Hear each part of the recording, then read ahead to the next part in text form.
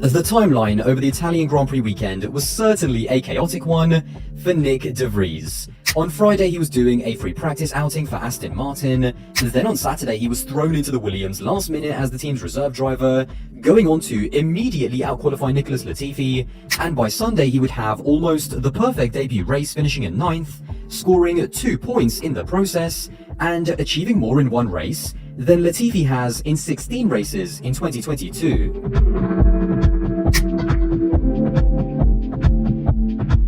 Let's talk about Nick de Vries first of all, because his stand-in performance really couldn't have gone any better. Well, obviously I really didn't expect to be driving and qualifying this weekend. First of all, I feel very sorry for Alex. He's been very unfortunate to end up in hospital, but luckily he is fine, so I'm wishing him a speedy recovery. And for me personally, it's obviously been a great opportunity and chance to kind of race this weekend. We had very limited time to get ready, but ultimately I think we did a decent job to do what we did. But I'm also always a bit critical myself and feel like there was a little bit more in there. But after all, I think it was pretty good.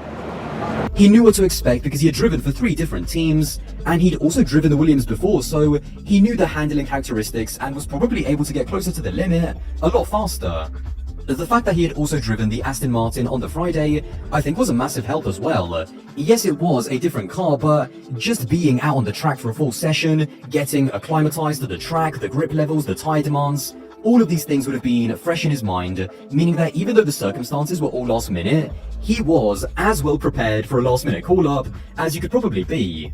All of the specific circumstances for this race meant that scoring points was a real possibility. The Williams had genuine pace around Monza, and this was not a surprise. Albon himself during FP1 and FP2 finished 11th and 10th, and I have no doubts that he would have also been in the mix as well. The Williams FW44 is quite an interesting car. On average, it is the worst car across the season. It lacks raw downforce, which also compromises its braking potential, and on tracks like Monaco, Hungary and Zandvoort, it's hard to be anywhere but last. But in the hands of Alex Albon, we have also seen that it can be quite good on its tyres, and most importantly on low downforce tracks. Not only is it one of the fastest cars in the speed traps, but it can be quite efficient in terms of being quick enough down the straights and out of traction zones to make up for its slow corner deficit. What also helped is that this was yet another weekend like Spa, where half the grid had grid penalties, with most of the drivers not even knowing where they'd actually be starting. This meant that although de Vries qualified down in 13th, he actually started in 8th, which already put him in the mix. The last thing that also played into Nick's hands was the retirements of Alonso and Ricciardo, who would have been in the points otherwise. So with all of these factors, the car performing well, grid penalties for lots of the drivers, and a slice of luck with 2-point scorers DNFing, it set up a race where a big result like this was genuinely on the table. It just had to be taken with both hands. Nick executed the race perfectly. He settled into a rhythm and kept up with the train at the beginning. He was able to make his soft tyres last as long as the medium runners in the first stint, and at the end when the pressure would have been at its absolute highest, he did a great job in defending from Zhou, and even late on actually broke away and started attacking Gasly ahead. After the race, Nick wasn't hiding anything when asked about how he felt he performed, and also what it meant for his 2023 prospects as well. I think we live in a competitive industry, so you're as good as your last race and you're always expected to perform. Luckily I did that this weekend and I grabbed this opportunity with both hands, but ultimately I'm not entitled to decide a driver lineup, but time will tell. I'm glad with what we've done today, and ultimately no one takes this away from us. The shift in momentum, not just within the team, but more so with the fans after just that one result, has been huge, and rightly so. That performance warrants the attention that he's receiving. It still doesn't make him a surefire thing, however. The one thing with Nick de Vries is that, whilst he is a Formula 2 champion, which he won in his 3rd season, and a Formula E champion back in 2021, watching his 2022 Formula E season myself, I can tell you firsthand that his highs, which this season were 2 dominant wins in Saudi Arabia and Germany, were also matched with some scruffy races where either the pace wasn't quite there compared to Stoffel Van Dorn in qualifying, or there was also some needless incidents. This performance doesn't mean that Nick is some kind of undiscovered F1 world champion or anything, and so it's important also to not overrate him after Monza. He is just a very solid driver who's always been capable throughout his career of winning big championships. But in the context of Formula 1, he is also someone who will need to improve on his consistency and also a little bit on the technical side as well if he makes the grid in 2023. Now, whilst the biggest takeaway by the fans and media will rightly be the debut by De Vries, to me the bigger takeaway was what all of this says about Latifi.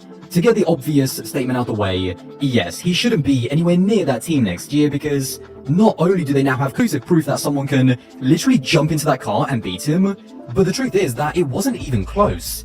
It's not as if Latifi had a bad qualifying and then was right on Nick's rear wing the whole race with more pace. De Vries was clear of Latifi, and what that means is that not only is Latifi, after 3 years at the team, not extracting anywhere near the best out of the car on a weekend when it actually was working pretty well, but it also opens up the conversation of how many points and how many results has Latifi left on the table. It also puts a massive spotlight on the Williams team and Jost Capito. There is a huge amount of public pressure and expectation that Williams dropping Latifi should be almost a formality. If it still somehow doesn't happen, I think it makes the team and Jost look unbelievably incompetent about trying to move this team up the grid.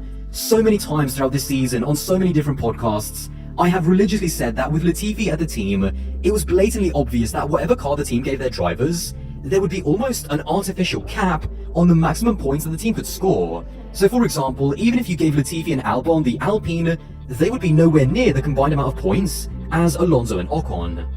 The team, I think, overvalued what his experience and stability would be worth in 2022. From everything that I've ever read and heard about Latifi, he is a massively popular figure within the team. They genuinely like him, but whilst I'm not saying anything about the way that he works and the person that he is, because I'm sure he's a great guy, his performances have been holding the team back. And as I've said before on my channel, if you're not good enough to be in the team that's at the back of the grid, then that tells us everything that we need to know. Williams as a team under Jost Capito need to start making more brave decisions. If you want to move up the grid, then you need to start acting like a bigger team and show some ambition.